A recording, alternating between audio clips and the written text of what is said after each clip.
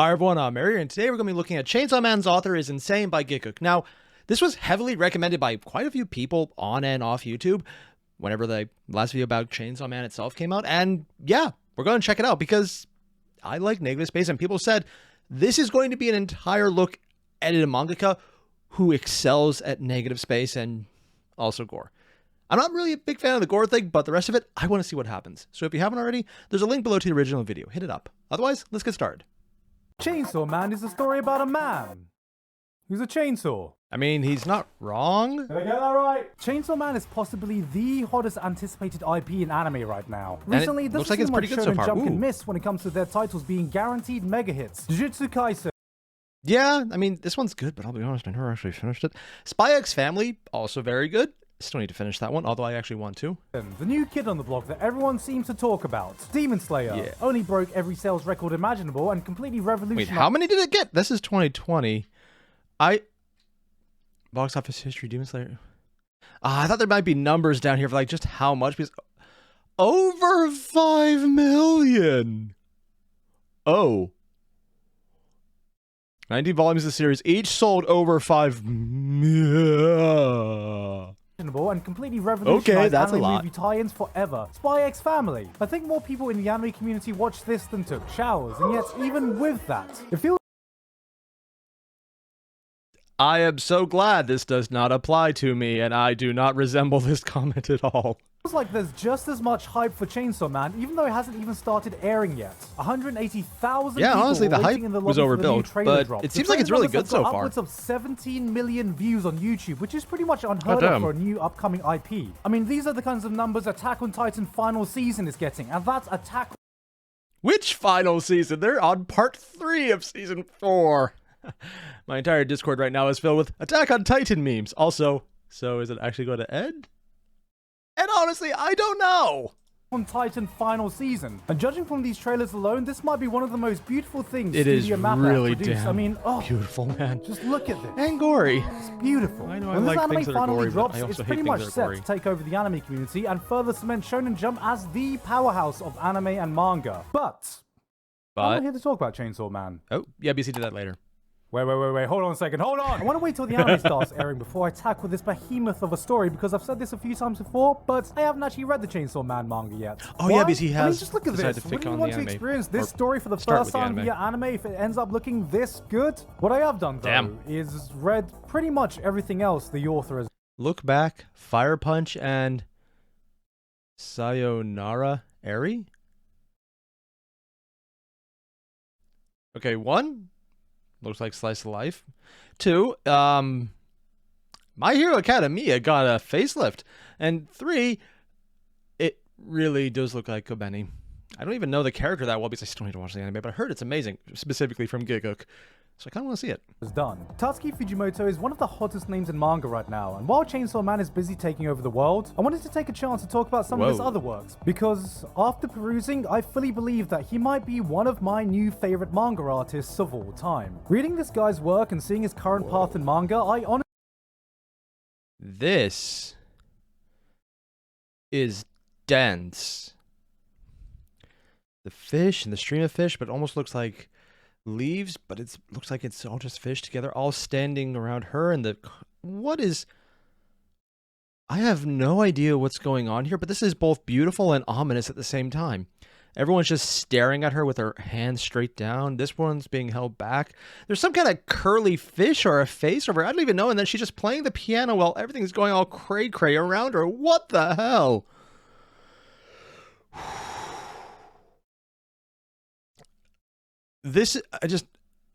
I like empty space and negative space in an image. I like when you don't have to focus on the words, you can just take in the image itself.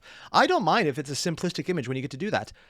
This is a negative space image that you need that time to comprehend what you're looking at. If this is just a cell from it, and considering by the shading work, it's the more slapped on version that they do just to do the manga style. This is just a cell from a page, not like a big splash, maybe a full page splash for all I know, but this isn't like a cover work. This is just something in the book. Whoa. honestly think we might be witnessing the journey of one of the greatest just manga artists of unique. our time. Yes, burn this name into your memory because this guy And I proceed to levitate. could well possibly be the new face of He's manga. a troll. Everything he's touched, without exception, is, in my opinion, worth a read. So if you're looking for something to hold you over from that Chainsaw Man hype, this is the perfect place to look. Let's start with Fire Punch. But before we jump into Fire Punch, I wanted to talk about my friends over at Boxu, who are I today's didn't eat sponsor. before doing this. Boxu's monthly subscription No. service that delivers God premium damn you, Japanese Gigguk. I snacks can't and do. tea pairings Oh straight God, from that. Japan Oh, to I your don't door. even. Each Boxu features a new theme, providing a gourmet journey through wanna Japan pause and stare every at this month. because it And looks guys, good. right now, I'm not gonna lie, Japan is absolutely boiling in the summer heat. But on the bright side, I finally get to go to some summer festivals, they actually which is had those? this month's theme. That's right, you have a chance to have your own Matsuri festival this month, because if there's one thing you need to try out at summer festivals, it's the I know I already saw this video. It was the same cutout of the cake being cut in the Chainsaw Man video. But I just want to watch this in slow motion. Oh.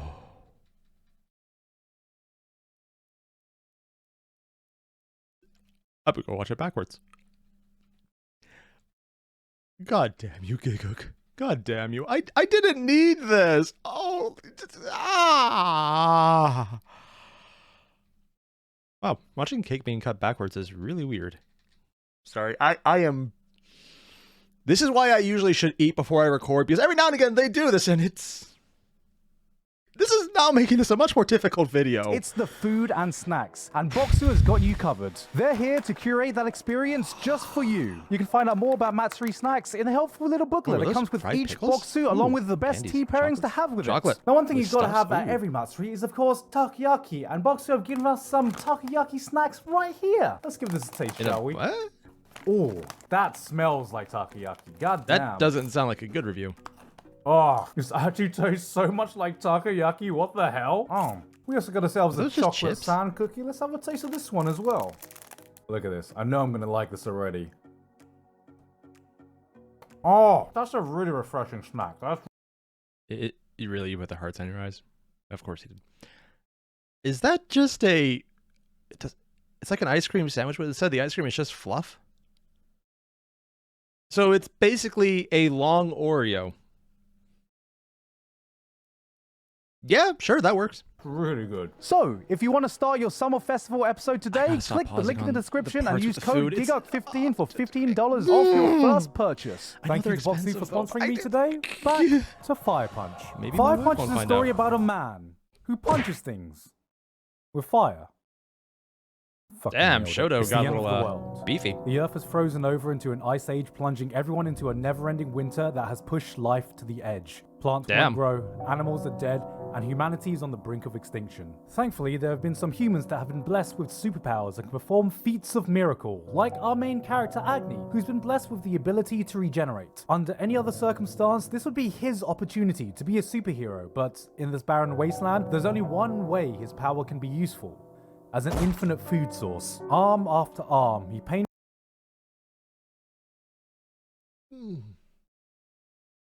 I hate that where my mind went right after reading this was the Penny Arcade comic about D&D.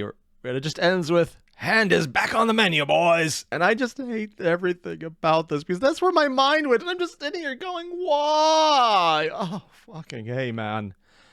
painfully severs his limbs for his sister and village to feast upon so they don't starve to death, even though there's little reason for anyone to keep the will to survive and live on this kind of way.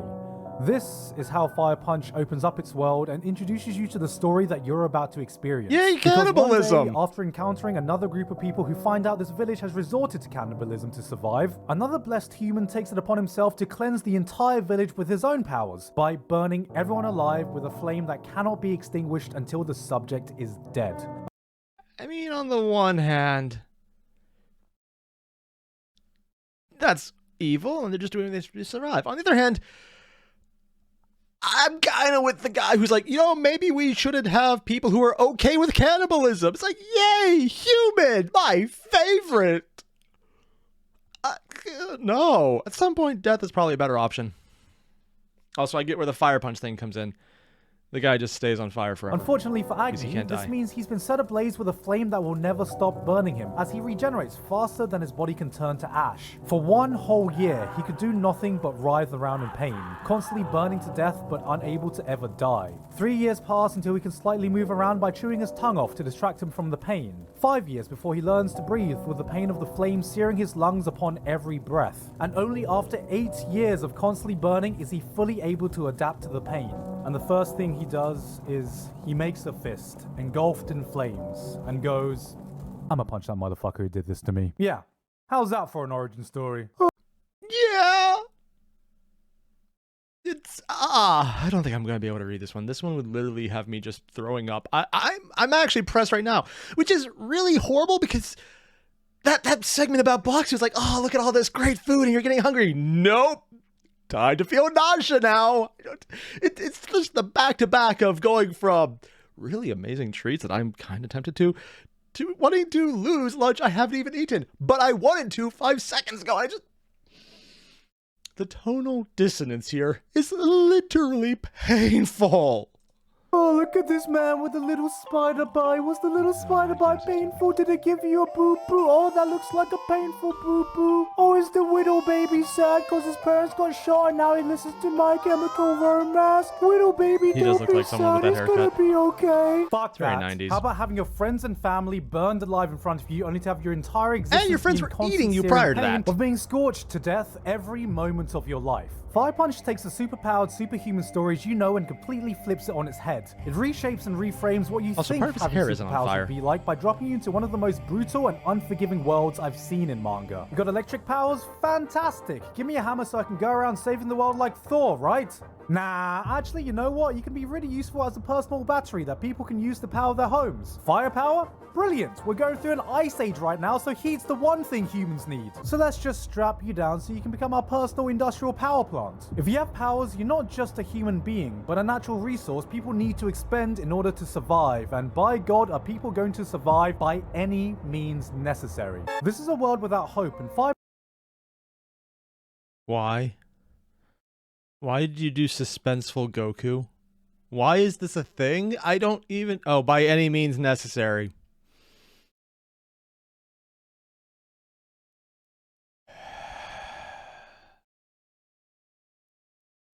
You know, there comes a point where you're like, survival isn't worth it. And anyone in this world is probably in that camp. And I just... Oh, it's beautiful. But this is really fucked up.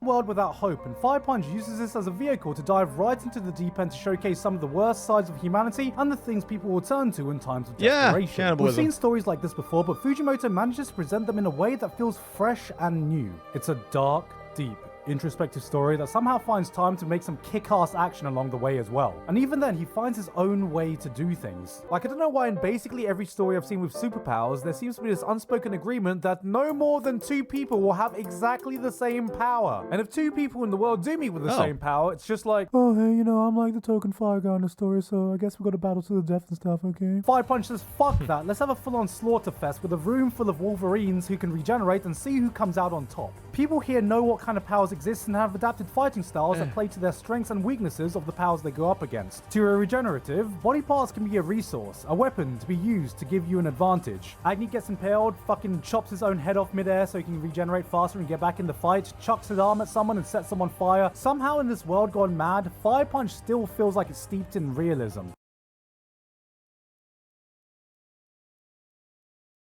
I'm sorry, this is horrible at every step of the way. This is absolutely disturbing. But I just want to point out, this is a world steeped in realism where he's literally doing a fire-powered rocket punch of his own arm from like an old 90s or 80s mecha anime. It's like, fire punch! And he literally throws his arm at someone. The fact is, like, it's steeped in realism.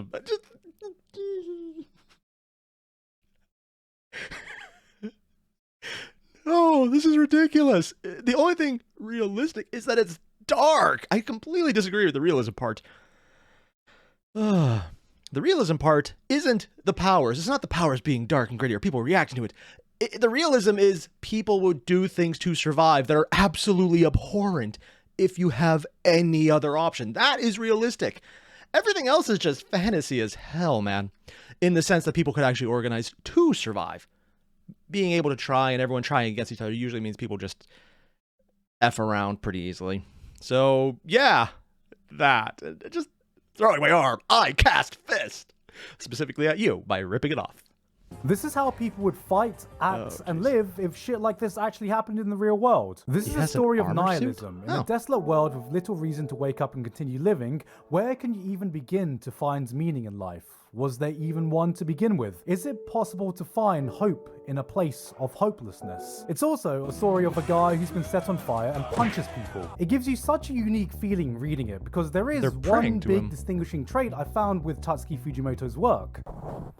It's fucking weird. Within chapter 1, Agni's sister is like, Oni-chan, do you want to repopulate the world with me? And I was like, oh, fire punch.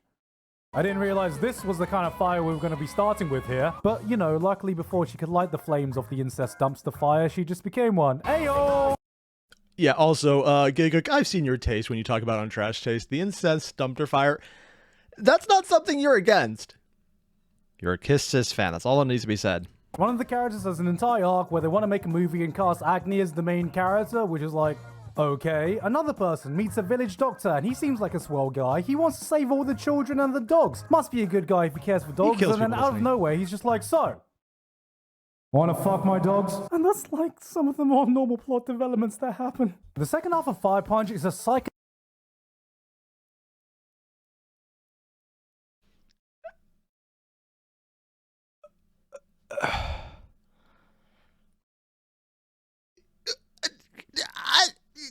What? I don't know which is weirder. So you want to F my dogs? Or that's the normal one? I can't believe I'm saying this, but I didn't realize Chainsaw Man was the PG version of this guy's work? How? I am both impressed and terrified. Mostly terrified. Psychedelic acid trip that goes more off the rails the more pages you turn, and I'm definitely going to need another video to break this down because I need you guys Fire to Punch know. in a nutshell. I can't be the only one to know what it feels like to be on Fujimoto's wild ride. If you think you know the direction this story's going to take, you're wrong. Every time you think Agni's going to take one step forward, he takes 2 steps left and levitates up. This is not the kind of series that will make... Wait, he mentioned there's multiple people who can go full Wolverine. How come more people just weren't set on fire like this as a food source? And, or self-cooking barbecue? The joking aside, like, they're already just saying people are a fire resource. Kind of surprised I haven't done this to more people. Or maybe that's one of the plot twists later. Make any kind of sense in the traditional way, but if there's one thing I will guarantee you, it's that it'll give you an experience like none that you've ever had before. And that's something I feel emanating out of all of this guy's works. He's someone that takes normal convention and drop kicks it out of the atmosphere. Someone who isn't afraid to throw in some batshit insane things into his work, even if he knows the general audience might not understand it. Fire Punch was a melting pot of raw ideas from a... Really? Really? Melting pot when you're talking about fire? I don't even think it was a pun. I'm just sitting here going... I guess that one's being fisted. Talent that had yet been refined. It is far from the perfect manga, but through the unhinged madness, I could tell that there was something special behind this vision. And I think Fujimoto learned a lot of lessons from this, because his future work would only grow to be more polished while maintaining his unique, this was the first one. Style. Obviously in Chainsaw Man, but also in his one-shots, namely Look Back and Goodbye Airier. Oh, those are one-shots?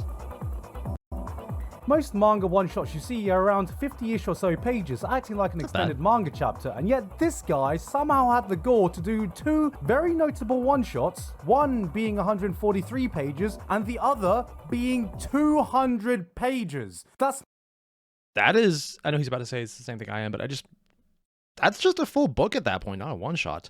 Not a one-shot, that's an entire fucking manga volume, Yeah. which I believe in the mangaka world we refer to as absolutely fucking cracked. But it was in reading these two titles that changed my perception of Fujimoto from just being a talented manga artist to being an absolute genius. Both of these one-shots tell stories you may be very familiar with. Look Back follows the life story of two manga artists that become friends, and Goodbye Airier is about dealing with the grief at the loss of a loved one. But they both take their own very weird turn with their Yeah, weird turn.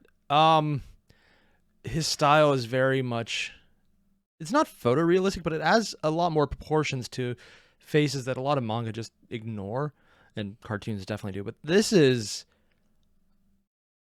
one of the most disturbing facial drawings I have ever seen, because it gives just enough shading to show what's going on. And down here, it's like all over the place, and you can see that there's a body, but you don't focus on it. You see the face, and the eyes are not distinct. The eyes are shaded. The eyes are blurring into the rest of the socket.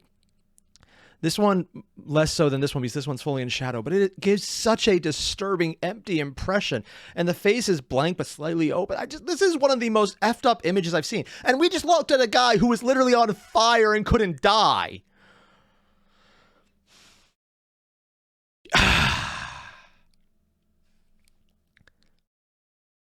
What the actual hell is going on here? This was in the one shot? own weird Fujimoto flair that will take more time for me to describe than for you to just go ahead and read them, so please just go fucking do that. They're both available on the Shonen Jump app, and I guarantee you're not going to find a better way to spend 30-ish minutes of your life. That's what it? I realized They're is short. that Fujimoto has such a unique style of storytelling that feels almost intimate in a way. The man has a grasp of manga in a way others could only dream. Whoa. I think both these stories fully Okay, so that, I love that detail where you could just see they're sweating. It's like either really hot or nervous. I'm going with hot. And it's just covered everywhere, but they're still getting the image in. I wonder if they have to dab it to get it off, or they can't even do that. And dude, and he's doing the style a lot of others have, the really sharp features. Simplified cut down, so it looks like something out of a different manga style even. So he's duplicating someone else's style in his style, in a manga, to write a manga. That is mangaception. I kind of love it. display what makes him so special. This is what it's like seeing a genius visual storyteller at work. He knows when to use dialogue and when to shut up and let his panels do the talking. Take this scene from Look Back. Fujino is just a kid who draws manga for fun. Her comics get published in the 4th grade newsletter and everyone praises her for it. She's talented, they say. She's the best there is, they say. There is no one that could be better than her. Oh, and the twist, of course, is it's a big slap whenever that's not the case. She is a manga genius. That is, until one day, another person her age publishes their art in exactly the same newsletter and completely blows hers out the water. Hers looks like an amateur scribble next to this mystery person, and everyone around her makes her know it. So, unwilling to take the L, she practices. Day in, day out, she works to improve her art. Before she knows it, it's years later, and she's looking at her new improved comic next to the same person who's also gotten drastically better in a way that she could never even hope to reach. I'm just sitting over here as like, I still can't do stick figures. Honestly, though, both styles are absolutely fine. And by that, I mean, there's two very distinct and very famous mangakas right now I'm thinking by both of these styles, specifically with the nose and the glasses on this guy. On the one hand, I'm thinking of the mangaka who does Eye Shield, and also the One Punch Man mangas that were published, because it looks like this level of detail. And over here, it looks like One's work, specifically the guy who does One Punch. I know, crazy, he calls himself One. This is literally their two styles, and they both do One Punch Man. Just one draws it originally like this, and it's admittedly rough, but it's also online for free. If you can read it, it's there. But then it has someone else redraw it, and this is the quality you get, and it's insane. I still think the story's telling better here. Whew. It almost feels like that's a direct reference to that, but also probably something the author went through themselves. I get why Gigguk said it was personal. reach. Convinced there's no way she could ever compete, she gives up on manga. And so, time passes, and eventually she reaches graduation age. Her teacher asks to deliver a diploma that belongs to this mysterious rival that she never met. And, after reluctantly going along with it, by complete chance, they meet. Turns out her rival was another girl that was a complete shut-in all this time that focused on nothing but art. She finds out that her rival was actually jealous of her and her storytelling skills, and on top of that was even a fan. After asking for an autograph, the other girl, the rival, the person that in Fujino's mind she could never hope to compete with, calls her a manga genius. And then, after saying goodbye, all you see her doing is walking away, and you see this, then you turn the page, and she's crying.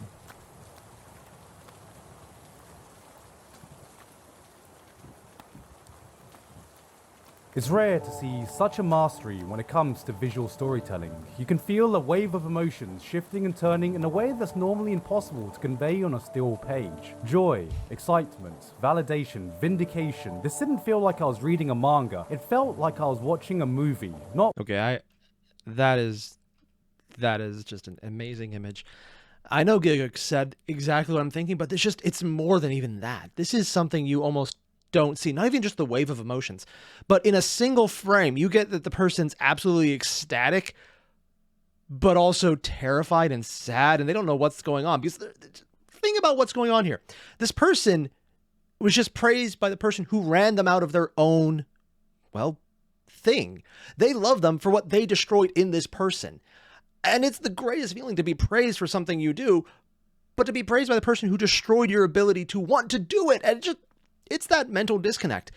And even without the other images, even without that showing of the whiplash, this image would get it across because it looks so at odds with their own characterization, but it doesn't look ridiculous, which is really damn hard because ridiculous would be easy at this point. I love this. This is absolutely brilliant.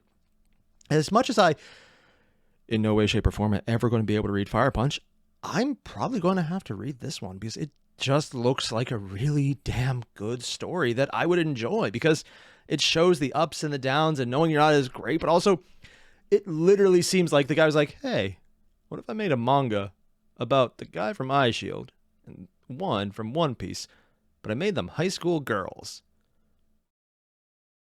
Let's be honest, I'm not the only one thinking that, unless I am, in which case, yeah, I realize I'm weird. When it comes to visual storytelling, you can feel a wave of emotions shifting, validation, vindication. This didn't feel like I was reading a manga. Picture. It felt like I was watching a movie, not with rough storyboards, but with real actors conveying their subtle emotions. And that's the magic of his work. His art is able to portray such a range of emotions and impact. One panel could be a silly character making a dumb face, and then the next could be a beautifully haunting existential nightmare. The kinds of panel with such striking imagery that it will be burned into your psyche for years, decades for your life to come. Is that a it's this scarf or ability an to switch on and off at a whim that makes Fujimoto a master. We are just puppets on his stage, with our emotions tethered to whatever he wants to express. And all this is on full display in Goodbye Airier, which is one of my favorite pieces of short fiction I've ever read. The manga focuses... Okay, this one I'm actually not looking forward to hearing about just because as much as the gore I don't like, I can deal, and as much as just the emotional whiplash of look back, I kind of enjoy that kind of disposition, so I really want it. This one, dealing with loss, I don't like dealing with loss. I really don't. Shocking, I know. This is on a boy trying to come to terms with his mother passing away from cancer, and he does this by making his own movie that he films, with his own very weird and twisted personality. What makes this special isn't just the story that's told, but the way manga is used as a way to tell it. Almost every page in this manga is split into 4 panels, almost like they are frames from a movie itself. The movie being made... Oh, that's interesting. Very unique style, just because of the intentional blurring, where things look like they're shaking, but not everything. I wonder if that's trying to show his perspective, that he's the one who's kind of out of it. Huh. Like there are frames from a movie itself, the movie being made in this story. Sometimes we are cutting to different scenes, sometimes it's a behind the scenes shot, and sometimes there are entire double page spreads of almost the exact same panel just so we can see subtle movement and expression. Which means the few times a page breaks this paneling formula, it impacts you in a new way I've never really experienced. It hits different, okay? I tried to find another way to say it, there isn't. It just hits fucking different, alright?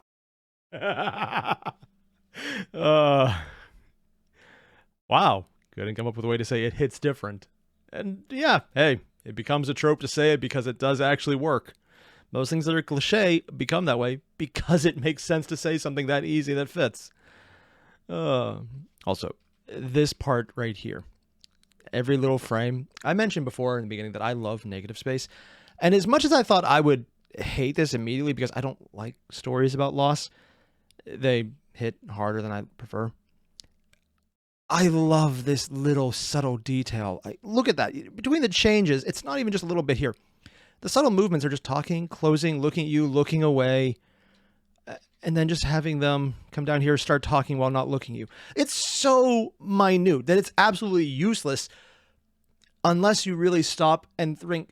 I cannot speak today. Think that the point of it isn't to show something to the story. It's to force you to stop, to slow down, to contemplate what's being said. It's giving you visual time to think of something before moving on to the next thought. It literally forces your brain to slow down, to encapsulate what's going on more. And I love this style. I love it a lot. Honestly, it's one of the reasons I like Bleach, oddly enough, because this is a manga that does that. And this is not Bleach, of course. Tai Kubo uses a lot, or Tite Kubo, I don't actually know how to say his first name. Kubo does that a lot, oddly enough. He has a lot of reflective moments, which is weird considering Bleach is an action fest of a shonen, with some issues, more in the anime, but with details. Here, though, this is just well put together usage of it, just in a few pages. Yeah.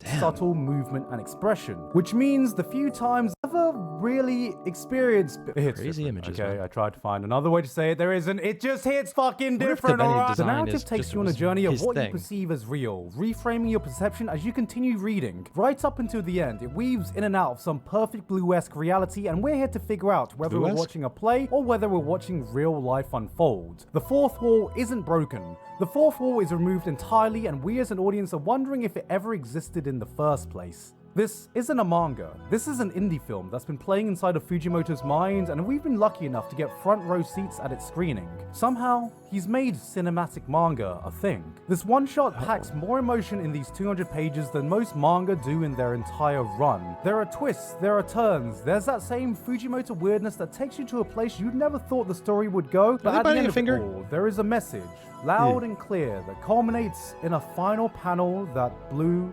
me away. This was, in the simplest of terms, a masterpiece.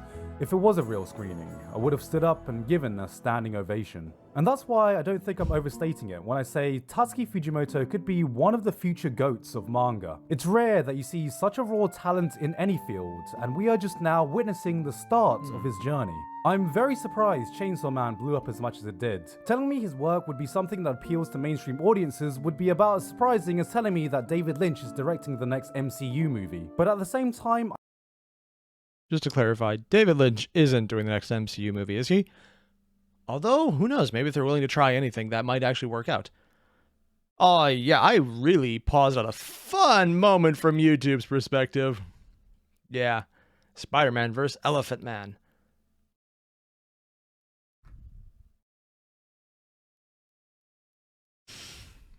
God, I just read that now. I am not an animal. I am a human being. I am a man. Yeah, Dignity versus Spider-Man. I am not a man. I am a spider. Details.